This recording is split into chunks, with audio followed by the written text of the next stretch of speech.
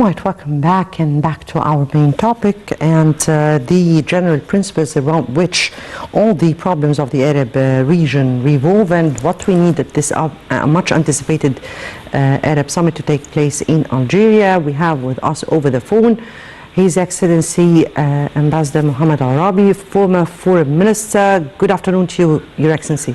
Good afternoon.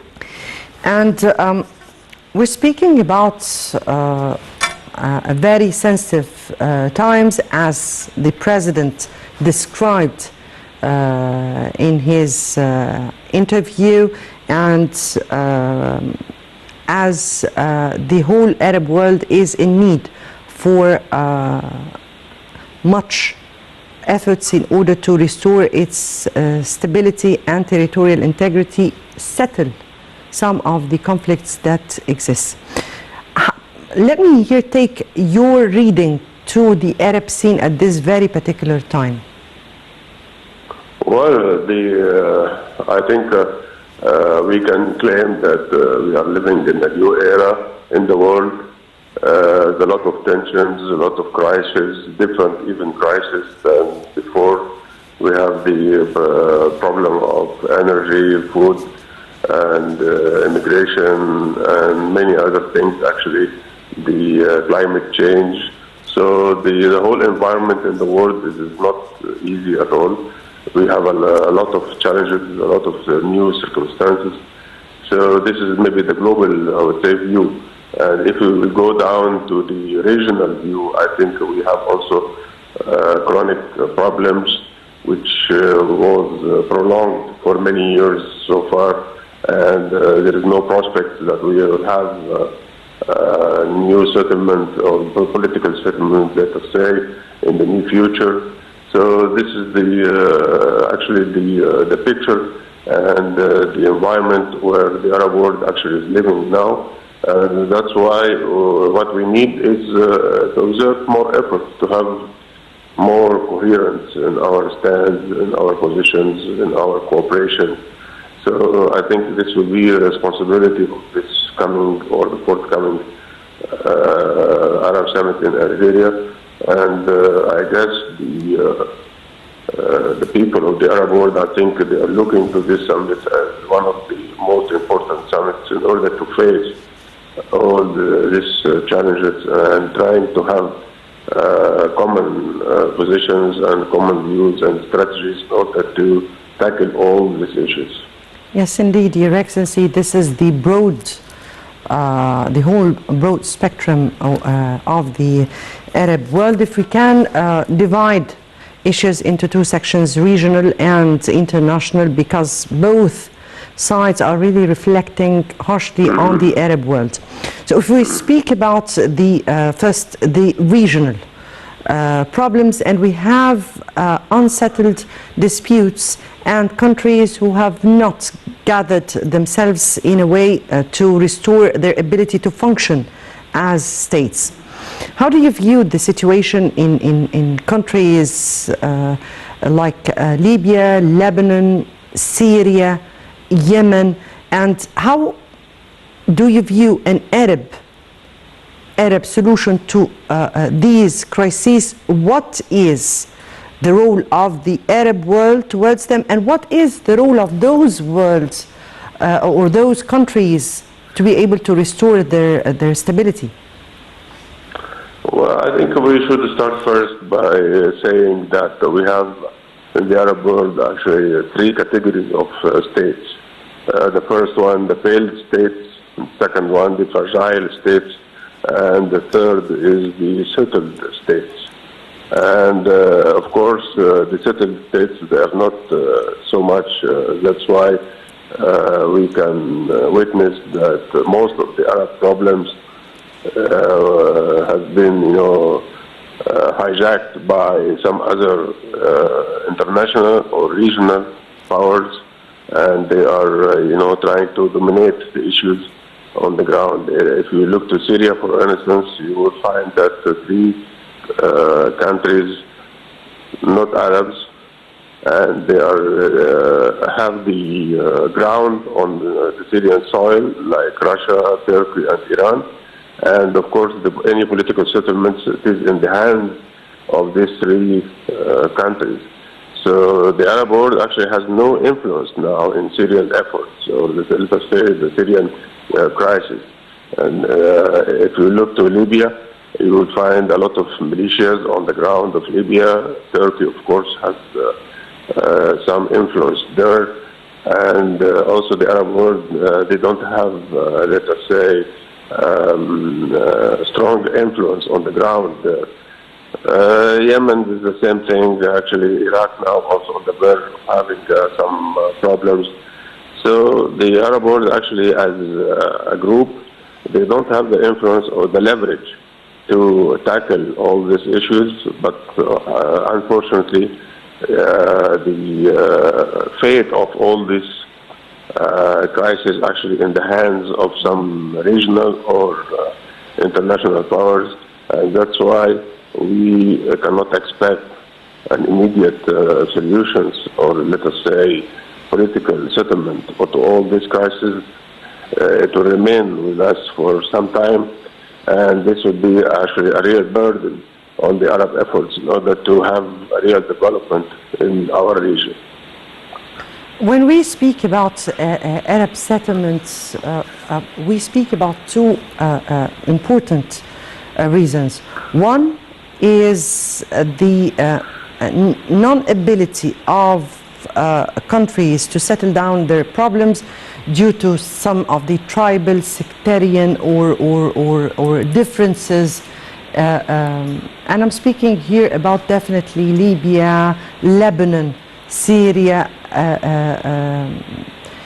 There is another important factor, which is the interference of outsiders in the problems or the internal affairs of other countries. How do you view such a problem and how it reflects on those countries? Well, this is, part of the recent crisis which is now prevailing in the whole world. Actually, it's not just our region. That you can see some countries due to this geographic proximity, and they are trying to influence some other countries, and also the ambitions of some countries, to revive their historical influence on the ground now in the recent time. All these actually things, it is complicate the international scene and even the international relationship. So we are in a new world order, and I'm so sorry to say that the UN, as a political body, it has no effort, let's say, it has no influence to solve any of these crises, or even to maintain peace and security in the world. Even the Security Council, actually, they failed in the last efforts to solve the Ukrainian war. And so that's why I think we are in a very, I would say, a real mess now, strategic mess now in the world. And of course, all this mess actually will have a sort of impact on our region, and we will be affected by that. So the only thing is to have a common views and one strategy, the Arab countries. And I think this would be the only way, and it's not just a luxury, actually, to have this common views, the need now.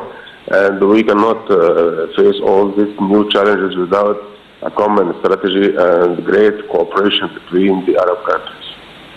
Your Excellency, you pinpointed your finger on a very important issue, the United Nations and its role. And you said that the Ukrainian matter came to a deadlock, and we have just seen that yesterday. But that was always the case for Arab causes that were presented in the United Nations, and there was never a real solution to this. So this is why I'm speaking about an Arab way to solve our problems, since we are in dire need for such an Arab solution. From your point of view, how or what is the role that should be expected from the Arab strong countries towards the functioning of the states that are not standing strong? Well, the political will. I think this is the only solution for us. If we have the political will, I mean, on the level of the leaders, to enhance the cooperation between the Arab countries, I think this will be so easy. The political will is the name of the game now. And if you want to touch the nitty-gritties of the issues, it means that you have to offer any kind of cooperation between the Arab world, a real push by political will from all the leaders.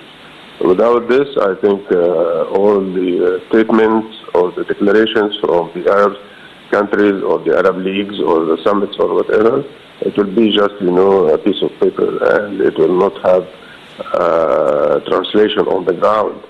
That it will, it would be implemented or translated to concrete action and concrete programs to enhance the Arab cooperation. When the president spoke about his vision towards Arab stability, he spoke about the Arab solidarity. And literally he said that it is necessary to overcome inter-Arab differences and direct Arab efforts at the present time towards enhancing coordination and partnership for political and economic integration. Your Excellency, you're reading to this statement of the President. It's a very important statement, because, if you will eliminate all these internal Arab disputes and differences, I think this will pave the way for a real progress on many other things. But, with these problems between countries in the Arab world, I think we will remain in the same position. And that's why I think His Excellency the President, I think he was absolutely right when he said that we should, eliminate all these disputes between the Arab countries and trying to overcome these small issues and look to the whole world and what is going on in the world, and nobody will wait for us. The whole world actually is moving very fast now. And nobody will, wait for us till we will solve our problems. Nobody will wait for us while some capitals in the Arab world, it's full of demonstrations and people around without doing any kind of work or production or whatever. So the collapse of the economy of some Arab countries, I think this will always be a real burden on these countries, and it will not give them even the opportunity to overcome the political issues, because they are suffering from the economic, I would say, weakness so far. And I can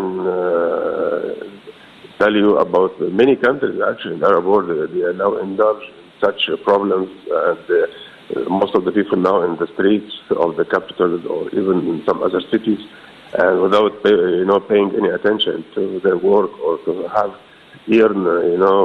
some money to live and to educate their children. So there are a lot of problems and a lot of I would say issues that we have to gather together in order to solve it and to stand shoulder by shoulder. And I think maybe the last I would say chance, it will be the summit in Algeria next month. Your Excellency, from your point of view, what do we need to boost the inter-Arab solidarity and to activate the joint Arab action on the political side and on the economic, because always economy reflects on politics. So from your point of view, what exactly is needed in order to be able to boost the inter-Arab solidarity and to activate the joint Arab action for a prosper region? I think we should realize first the magnitude of threats and the challenges which coming, across the borders. But the political borders will not protect any country from, a lot of things coming from outside, like COVID-19, climate change, terrorism, economic crisis, the problems of the food supply and energy. So everything actually will be affected, the others. And you cannot claim that you will sit inside the political borders and you are safe and nothing will reach you. No, it will reach everybody. So that's why we have to realize first the threat and the dangerous situation which we are facing now. If we will put our fingers on, the real magnitude of this threat, I think this will push us to have more efforts in order to have more cooperation and try to have integration between the Arab countries. And as you just mentioned, the economy is so important now. So if the Arabs now start to integrate economically, I think this will help them and it will give them even a political weight to face the threats which is coming from outside. So we have to realize that we are in a very small world now, and everything will affect us, it will come to us, and there is no way but to try to integrate and try to have a sort of cooperation and working together and understanding each other, and try to have maybe joint projects in different fields, as that Egypt now starts with United Arab Emirates and Jordan, and we have also this trilateral cooperation between Egypt, Jordan, Iraq. So we have to promote such projects in order to have I would say, defense for our region, by having many important things like energy, food, water, medicines, or healthcare, and security. Your Excellency, speaking about economy, and economy is a very important factor in order to find this kind of inter-Arab cooperation. Egypt, during its helm of taking the responsibility of the chairmanship of the African Union, was able in that year to activate, rather, put the African Free Trade Agreement into force. We've been hearing for years about the Arab Free Trade Agreement, but it was never activated. What do we need really to put this agreement that was signed years and years ago, and we've been hearing and aspiring for as nations, as Arab nations, for years right now? What do we need to do in order to put it in force, particularly at this upcoming stage? Well, I think also political will, infrastructures, and a stronger AU, because I think we are, let us say, suffering from that the organization of the African Union. They are not, let us say, active enough to enhance this kind of efforts. And so I think these three items that will help us, the political will and the infrastructures, and to improve the work of the AU, the African Union. And I think with these three things, I think we can do maybe more, or let us say, good performance in that aspect. And I think Egypt is playing an important role on that also, because Egypt is the leader of helping, some African countries to have more infrastructures, like in Tanzania, in Uganda, in Djibouti. We have also this road, the Alexandria-Cape Town road. I think this will help us. Lake Victoria and Mediterranean also. these very important projects, and all of this actually helping, to enhance the infrastructure of the African countries, which will give us, the opportunity to implement this free trade agreement in the near future. Your Excellency, finally here, crisis and catastrophe is occurring worldwide and emerging suddenly are reflecting highly on the Arab world. How do we need to unite our stance, our position towards those or towards confronting those challenges at this upcoming stage, and how much we are in very need to put a united Arab stance towards what is really confronting us? We have a great potential as Arab countries, and we have to devote all these potentials, to help our people to live in a better life and to be more prosperous in the near future. So we don't have any excuse actually to say that we don't have enough resources. No, the Arab world has a lot of potentials, and they can be, let us say, a hub for energy, or even for food. And I think what we need is to have some ambitious plans and projects in order to implement these two things. If we are in the front of supplying food and energy, I think this will give us a new position in the whole world, and it would even enhance the political weight, the political weight of the Arab countries. And I think this is what we need in the near future. So the solutions is well known, but what we need is a political will in order to implement all the solutions.